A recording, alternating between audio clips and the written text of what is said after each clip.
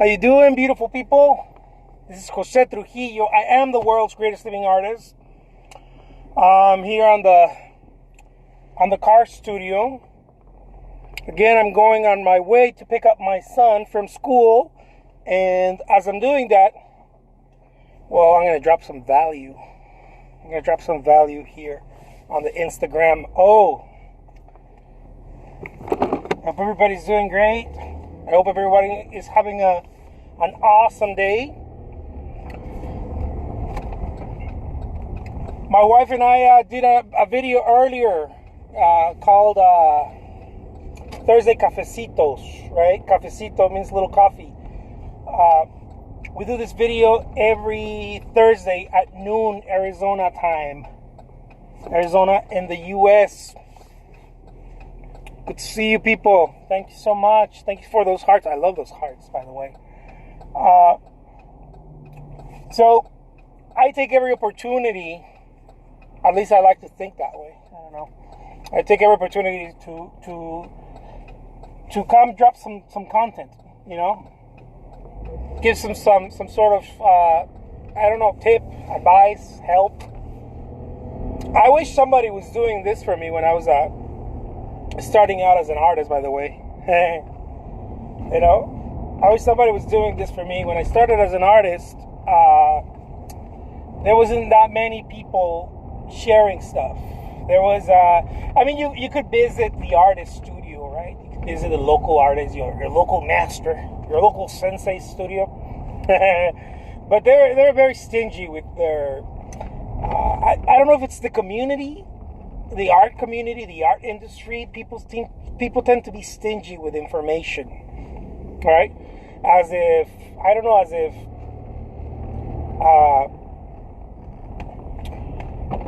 they know something you don't, right? And they try to they try to keep that away from you, right? They try to withhold that from you. Maybe because it took them work to get where they're at. You know? maybe it took them work to get in the place, right? Like learning the strategies or whatever, the painting techniques and whatnot. Now, by the way, I'm not saying that it's bad for artists out there to teach and whatnot. I'm starting to do that. That's not what I'm saying. I don't believe that. What I think is that there's plenty of stuff to share, whether you sell it or not. There's plenty of stuff to share, and I wish that other artists, when I was welcome, my man. I like that. Other artists were sharing that, you know, when I was starting out. Anyways, the reason why I wanted to make this video also is to let you guys know, to share with you guys this. Look, if you are an artist and you are trying to get yourself to the next level, whatever that is for you, whether it is showing your work in galleries, you know, getting gallery representation, selling your work, licensing your work, going into the print market, whatever, or all of them, right? Which is the ideal. I think it's the ideal to go to shoot as many points as possible. I believe that you're doing yourself a disservice if you don't show yourself, if you don't show your art, if you don't show yourself to the world. There is a lot of that happening. There's a lot of that going on. I mean, I was talking to this other artist the other day, and I was like, dude, why are you not on Instagram? This person's not on Instagram, right? And he creates great work. And he's like, oh man, you know, I'm afraid of people, you know, like criticism, and I really work very hard on my stuff, and I just want to put it out there to get butchered by criticism by people, and on and on and on. And I'm like, oh, okay, well that's fair, right? It's fair. It's a fair idea, right? I don't condemn it, because fear is hard. Fear is a mother neffin, you know. Well, I don't condemn the idea of trying to stay in the shadows. My problem was that my friend wants to be known. He wants to be in the gallery. He wants to be represented by a gallery. He wants to be known and this and that. But yet does not take the slightest opportunity to show the work and to show himself constantly, right? In different ways. Whether it's a little tutorial, whether it's a product review, maybe you bought a new easel. Why don't you talk about the new easel you bought? You know, okay, maybe you have a hard time talking about your artwork. Talk about something else, about being an artist. Talk about your process as being an artist. Talk about your struggles, your accomplishments. Talk about your fears and your bravery, right? The things that you are very brave at when it comes to creating artwork. Maybe you're very bold and you use colors that other people are not willing to use, you know, are not or don't know how to use easily because they're afraid of using maybe very dark, very gray colors or very bright, you know, those extreme colors like fluorescent or, you know, or on the borderline of that. You know, maybe that's your jam. Why don't you talk about that? Oh, no, I don't know. You know, it's just that blah, blah, blah. I'm like, dude, you're doing yourself a huge disservice. I know because I did that myself. I did that a lot. Where we tend to think that we're special if we don't talk about it. Like, oh, I'm going to wait till the world finds out about me. Dude, you're going to die before the world finds out about you. And if you're cool with that, cool. Right? But if you want to be... And who even knows, right? Maybe, I don't know, 100 years from now, someone, or 200, whatever, how long you're planning to live. Let's be fair, right? 150 years from now, let's be fair to everybody. 150 years from now, somebody finds your artwork in some basement somewhere, and they're like, oh, let's put it on the, I don't know, some modern form of eBay, right? Some sort of modern auction site. Or whatever, right? Let's put it there and see what happens, right? And they'll be sold as vintage, you know, because most vintage stuff sells, right? They'll be like, oh yeah, these are 100 years old. Oh, cool. But wouldn't you rather? I mean, they're going to be placed along the other work of everybody who painted during this time, and it's going to be vintage. And oh yeah, that's awesome. But wouldn't you rather reap the benefits? And I'm not just talking about monetary benefits. I'm talking about the satisfaction of knowing that you were trying to shoot at something and you actually did it, you know, and you actually went for it. You were trying to get some gallery representation. You were trying to sell your artwork online and you went for it and you made it happen, right? You made it happen for yourself. And while it wasn't the classic approach, maybe you don't happen to be, I don't know, Monsieur Monet, whatever, right? But you found your angle, you found your thing because you went for it. And I think the satisfaction is there. You know, as artists, I believe that is, I mean, just like the army says, right? Be all you can be.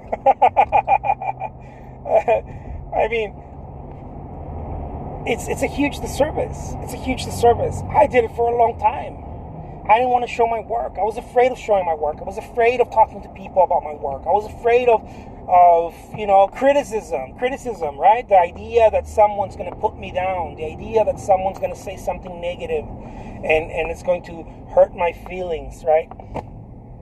Someone's going to hurt my feelings. Someone's going to put me down. Someone's going to say something, I don't know.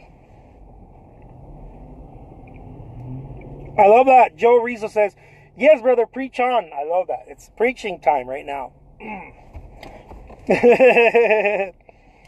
So, you know, it's a huge disservice to not show yourself, to not go out there into the marketplace. Now, this may not be your jam, right?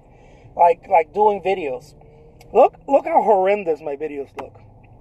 But I'm here. You know? I don't have like the right light. I don't have even my structure, right? The structure of my videos are like, dude, you started with something and you're ending it with something. It's not that I'm playing it by ear. I'm trying to be transparent. I'm showing you guys just a natural flow, you know, just being transparent, like having a conversation with a buddy. I consider you my buddy, you know. When I talk to you, I feel like I'm talking to a friend. I feel like I'm talking to someone that I know. And it's weird, right? Because it's like social media and blah, blah, blah. But I know that at least one of you out there are going through this. Because I know, because I went through it. I went through it myself. And I've talked to other artist friends who are still going through it.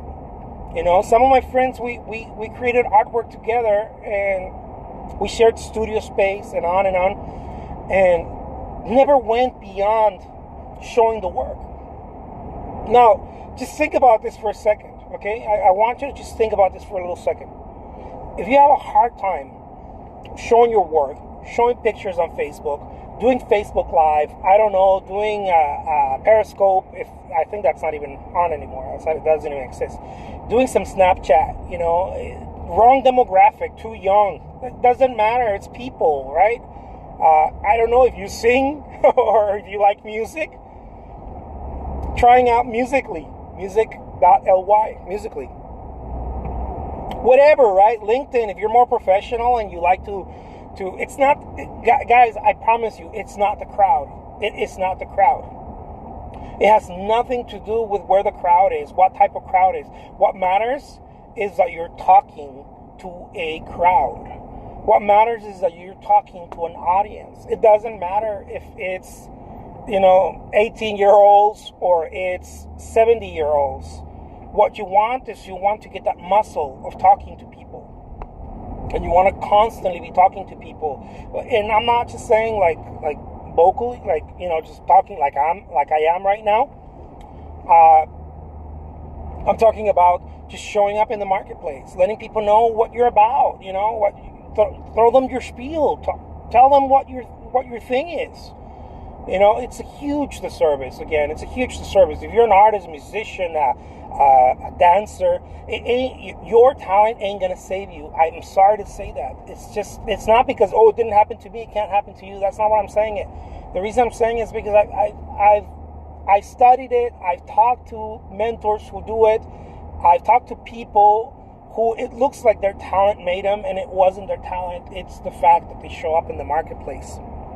And they do that on a constant basis, right? They constantly show up in the marketplace, and it becomes one of those things that they're sharing their story, right? They're sharing their process. They don't allow life to hit them with something, They don't allow life to they don't wait for it, in other words, right? They hit first. I was saying this the other day. I think it was yesterday. I get lost in my days. I was saying this the other day. Look, when I was a little kid, I remember living in Mexico. There was this thing that in the what's called the barrio, the neighborhoods, right? When I was roughing it. The kids tried to assert themselves, like anywhere, right? And it was a fist fight, right? And I'm talking about like 8-9-year-olds, right? Like you had to do it because it was the only way to assert yourself around the neighborhood, and everybody had to do it, right? And it was like a little fist fight, right? They called it a cockfight, right? Like gallos, right? So we always saw that the person who hit the first, right, the kid that threw the first punch, not that landed the first punch, that threw the first punch, okay, was 9 out of 10 usually the kid that was going to win, right? Like 9 out of 10. The other, if that 1 other percent didn't, the other kid didn't win, is because it was like luck or something, right? The kid fell or lost his balance or something. But I remember that it happened to me. I had to participate. Everybody participated. You couldn't back out. It's part of the deal there, right? So I remember, and it wasn't a thing of we saw it happen once. It was like a daily thing, right? As soon as you were walking outside in the street, you were dragged into it, right? It's sad, but it's part of the certain communities, no? So we always knew We always knew the kid that threw the first punch was the one, 9 out of 10, most likely to win. Right? We weren't waiting to see who was the better fighter. We were waiting to see who threw the best punch. It was an interesting observation. So anyways, the reason why I'm saying this is because this sort of deal applies to life. It applies to life. They say you learn things from your experiences, right? All sorts of experiences. I learned that from that experience. As I'm growing up, I realized, you know what? I got to throw the punches. Because if I wait, life is going to kick my ass, Life is, and I'm not saying to look at it in a negative, way, like life is the opponent. It's not that. It's just that life, it's doing its deal. Life is not thinking about you. It's doing its deal, right? Like the world, right? You're thinking about exhibiting your artwork somewhere. The gallery ain't thinking about you, and this is not because the world is mean or anything. It's indifferent. It responds to who gives the value. It's indifferent. So you may be thinking, oh, I'm going to do some gallery shows. I'm going to go do this. I'm going to go do that. I'm going to go sell online. I'm going to go try Etsy, eBay, Saatchi Art, Fine Art America, whatever, right? They're all the same thing. It's where people hang out. I'm going to go try this thing. Wrong, you're already lost. You're thinking I'm going to go try it. It's not going to work. Of course it's not going to work, right? Nothing can work if you try it. If you're going to go try it, it's not going to work. It's literally getting punched by life. Every time we say things like that. Every time we say, I'm going to give it a try, Maybe we're trying to play humble, Maybe we're trying to say, oh, well, if I say I'll give it a try, I'm not going to, force it, If it's to be, it's to be. If it's not to be, it wasn't for me, or whatever, whatever the sayings are. No, it doesn't work that way at all. You have to go get it and grab it by the neck. Throw the first punch. It's true. Joe Rizzo says that's a great perspective. Totally. I'm sorry, guys. I'm not reading the comments because I'm in the car studio. But I'll look when I'm in stops or whatever to see what you guys are saying. But yeah, it's we're usually one of my mentors says don't be a terminal. A terminal that become an effect, right? Don't wait for electricity to come to you. Don't be a terminal. Don't wait. Don't be. Those buses, terminal buses, where buses go and they call terminals, and other places. I don't know where you're from. They call it terminal as well. Like the Greyhound, right? It has a terminal where the buses go and meet, right? Don't become a terminal, right? Batteries in the cars also. I believe they're called terminals.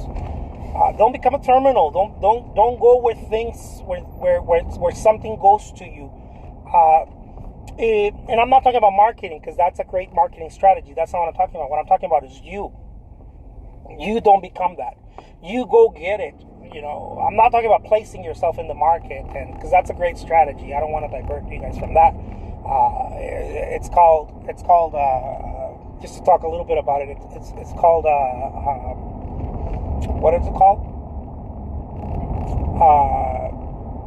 I forgot. Some sort of marketing where the attention goes to you. Place yourself so well that attraction marketing. It's what it's called. If you guys are into trying to get your stuff marketed, if you guys want to get into the game, go find what attraction marketing is. Google it. It's worth a Google, you guys. There's a little pebble right there for you guys who are trying to do something, get into the marketplace and sell your artwork, or exhibit your artwork. Right? Learn what attraction marketing is. Really, it's just placing yourself in such a way where people come to you. Right? You create so much opportunity that people come to you. I do certain things like that in my career as well. But thank you so much for the thumbs up. I love that. I love the thumbs up. But yeah, guys, I mean, there's so many different ways of doing things. There's so many different ways of doing it that there is no one way, and there definitely isn't the way either. There is no the way. There is no one way. There is just doing things. That's all it exists. Doing things. I remember listening to this was who was it? I don't know if it was Ross Perot, one of these guys, right? One of the titans of industry. This guy said, look, life is just point, right? Prepare, point, and shoot. Prepare, point, and shoot. Prepare, point, and shoot. And I believe that life is that way, you know, and when you get good, you shoot first, and then you prepare and point later. When you start getting good, right? You start firing first. And I know it's a weird analogy, but I hope it lands correctly. Go for it first. You know, you're like, oh man, I want to get a gallery. Don't think about it. Don't think about anything. Picasso used to say, remove your mind, right? Remove your head. If we can only remove our heads, and not just while painting, but while conducting certain things, conducting business, certain things. It doesn't mean that you're sloppy and that you're all over the place and that you are not smart or whatever. It doesn't mean that. What I'm trying to say is that you already rehearsed this. You've had your whole life rehearsing this in one way or another. You know, you've been rehearsing this whole thing your whole life. You've been thinking about what value proposition you can bring to the world and how you can do it. Now it's time to start pulling that trigger now. And it's a huge, again, you know, I'm going to hammer it again. It's a huge disservice if you don't do it. You're putting at risk everything. You're putting at risk your spiritual life, because, you know, if you are not operating at your capacity, your spiritual sense is going to feel it, right? Your the part of you that is your soul, or whatever you want to call it. Doesn't matter what you call it. It's all the same thing. You're gonna start feeling bad. You're gonna put your personal health at risk. Maybe even your family. Maybe you're taking care of little ones. Maybe you're taking care of your wife, you know, your spouse, your husband, whatever it is. You know, someone in the house or whatever. It's so, I really, my message is that I want to wash out all the BS that has been told to us, directly or indirectly, being an artist, what being an artist is. Guys, we're in business. It's such a sad thing that people are like, oh my God, I don't want to monetize. Then, I don't know, like use it as a hobby then. You know, it's cool, right? Make it a hobby. Or because everybody's trying to wait till it's right to then monetize, right? Like, my artwork's not great yet. Oh, okay, then wait another 10 years, see what happens. You know, you already waited 10 years. Wait 10 more and see what happens. You know, it's such a negative thing. Like I remember when I was starting out, people used to tell me, "Don't sell your work." Like, it's all this fragmented, negative, and bad information. You know, I remember art curators, right? Gallery curators who had no idea what they were talking about. Now, I'm not saying art curators don't have an idea. The ones I talked to didn't have any idea. They would tell me, like, "Oh, this is awesome. Look, your work is great. Lift up the price is really high." And I was like, "Oh, okay, cool. They must know what they're doing, right?" And they're like, "And just put him there and just wait and see." I'm like, "Oh, you don't talk to people?" "No, don't talk to people, because you'll look desperate." "Oh, okay.